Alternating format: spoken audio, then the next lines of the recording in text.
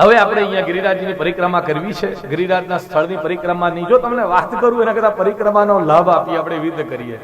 ભાભીને બહુ ગમે છે. જુઓ, અહીંયાથી હું એક એક સ્થળના નામ બોલીશ અને તમારે દરેક જણે વચ્ચે બોલવાનું.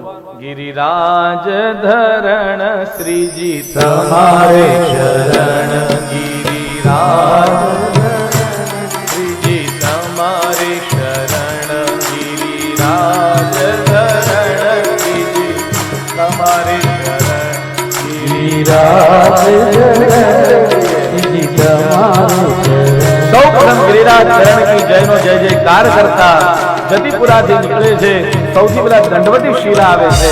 નિયમ એવો છે કે દંડવતી શિલાને પ્રણામ કરી ગિરિરાજની પરિક્રમાનો આરંભ થાય.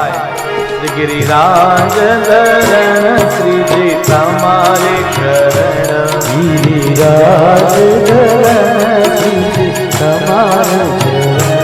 દંડવતી શિલાથી આગળ જતા ગોવર્ધન ગામ આવે છે.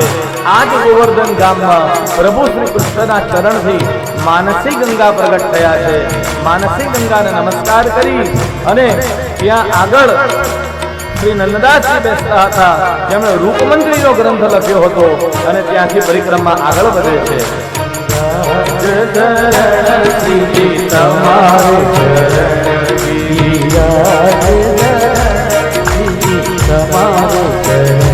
ત્યાંથી માનસી ગંગા વૈષ્ણવો જારીજીનો સ્પર્શ કરી જારીજી ભરી પરિક્રમાને આગળ વધારે છે. પરિક્રમા કરતા આગળ જતા ભોળાનાથનું ચક્રેશ્વર મહાદેવ આવે છે. વ્રજ ભક્તો અને વ્રજના પરિક્રમાવાસીઓ ભોળાનાથના દર્શન કરી પરિક્રમામાં આગળ વધે છે. ગિરિરાજ ધરણ શ્રીજી તમારે શરણ, ગિરિરાજ ચક્રેશ્વર મહાદેવના દર્શન કરી પરિક્રમા આગળ વધે છે. ત્યાં ભોળાનાથ ઉપર સૌ વ્રજ ભક્તો અને પરિક્રમા કરનારા વૈષ્ણવો અભિષેક કરી ઉદ્ધવ કુંડ આવે છે. ઉદ્ધવ કુંડમાં ખૂબ જ મોટી ગૌશાળા છે. વૈષ્ણવો ત્યાં ગાયોને ઘાસ તોડાવી પવિત્ર કાર્ય કરી પરિક્રમાને આગળ વધારે છે. ગિરિરાજ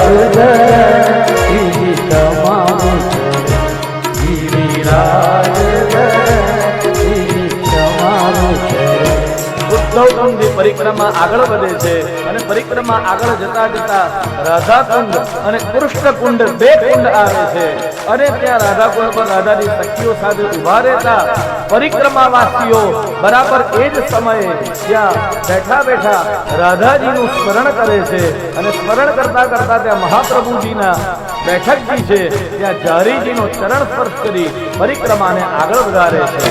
ગિરિરાજ તમારે શરણ, ગિરિરાજ પરિક્રમા ત્યાંથી આગળ વધે છે. કુસમોખલથી આગળ જાય છે. નારદ કુંડ આવે છે. નારદજીને વેણું બહુ સુંદર વગાડતા આવડે. વેણું વગાડતા વગાડતા નારદજી ભગવાનનું સ્મરણ કરતા હતા અને ત્યાંથી પરિક્રમા આગળ વધે છે. ગિરિરાજ ધરણ તમારે શરણ, ગિરિરાજ પરિક્રમા ત્યાંથી આગળ વધતા ચંદ્ર સરોવર આવે છે. ચંદ્ર સરોવરની એ જગ્યા રાસ સ્થલી તરીકે ઓળખાય છે. ત્યાંથી ચંદ્રમાનો ઉદય થયો હતો તે આ જગ્યા છે. ત્યાં વ્રજવાસીઓ પોતાના જાતને ધન્યતા અનુભવી પરિક્રમાને આગળ વધારે છે. ગિરિરાજ ધરણ તમારે શરણ, ગિરિરાજ ધરણ તમારે શરણ. પરિક્રમા ત્યાંથી આગળ પરાસોલી ગામ આવે છે. ત્યાં દાણ ઘાટી છે. કહેવાય છે ઠાકોરજી ભગવાન શ્રી કૃષ્ણ આ જગ્યા પર ગોપીજનો પાસે દાણ લેતા હતા. બરાબર એ જગ્યાએ શ્રી કૃષ્ણચંદ્રનું સ્મરણ કરી પરિક્રમા આગળ વધે છે. ગિરિરાજ ધરણ તમારે શરણ, ગિરિરાજ ત્યાંથી પરિક્રમા આગળ વધે છે. અન્યોર ગામ આવે છે. આ અન્યોર ગામ કયું? જ્યાં સદુ પાંડેનું ઘર છે અને સદુ પાંડેના ઘરેથી ભગવાન સદુ પાંડેની દીકરી નરોના હાથે જે પયપાન કર્યું હતું, જ્યાં મહાપ્રભુજી પધાર્યા હતા, ગત પ્રકરણમાં પ્રસંગ ગયો, એ સ્થાન આવે છે જ્યાં ભગવાને મહાપ્રભુજીએ ભગવાનને પાટ પર બેસાડેલા હતા. તે સ્થળે ઝાડજીનો સ્પર્શ કરી પરિક્રમા આગળ વધે છે. શ્રી ગિરિરાજ ચરણ શ્રી તમારે ગિરિરાજ તમારે અન્યોર ગામમાં મહાપ્રભુજીની બેઠક છે. તારી પરિક્રમા આગળ આવી ગોવિંદ કુંડ પાસે પધારે છે. ગોવિંદ કુંડ પાસે આવી ગોવિંદ કુંડ ગુસાઈજીની બેઠક છે અને ગુસાઈજીની બેઠકમાં ભગવાનના દર્શન કરી અને ત્યાંથી પરિક્રમા આગળ વધે છે. શ્રી ગિરિરાજ